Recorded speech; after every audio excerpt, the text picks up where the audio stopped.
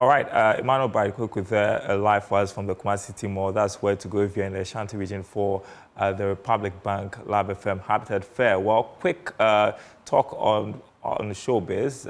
As we speak, thousands of Ghanaians have taken to the streets for day 2 of the Stop Galamsey Now protest. They're calling on the government to enforce a ban on illegal small-scale mining, commonly known as Galamsey, which is devastating water bodies. What's the connection with the creative industry? Well, joining me in studio is Ken Awotwe-Darko, who is our culture journalist here at myjoyonline.com. And so, yes, let's establish the link. What has Galamsey got to do with the creative industry?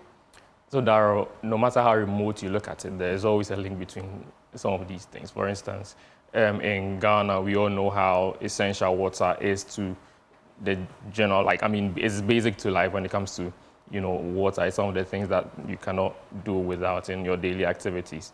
Now, imagine being like someone in the creative space and someone whose work depends on the validation of other people to be who you are.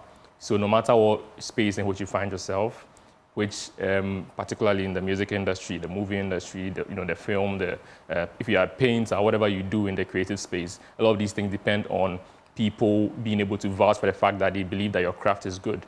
But if you have these same people not being healthy enough to be able to stand for your work or whatever you're putting out to be able to consume it, then it becomes an issue. So no matter how you look at it, no matter how remote it is, the issue of illegal mining is something that is supposed to be close to your heart. So how are creative voices adding to the fight against Galamsey?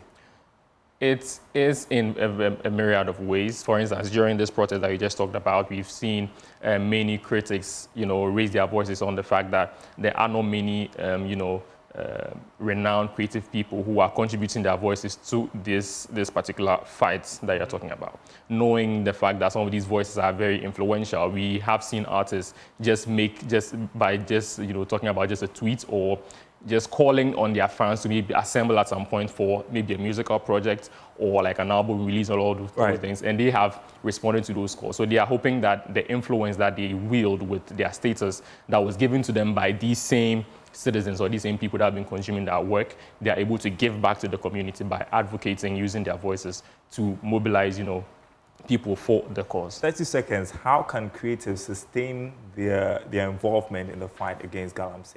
They already have a voice, even without the issue of the fight against illegal mining. They already have a voice that they are channeling through promoting their work among others. All that these people are asking is that they lend a voice to them by also putting in some effort when it comes to their creative work that they put out there that people are going to consume. If they are able to sell the message of hope through sustainable, clean drinking water by the halting of the illegal mining that's going on right now, they feel like it's something that will really go on to help the advocacy in the fight to reduce deforestation and ensure a cleaner world going forward.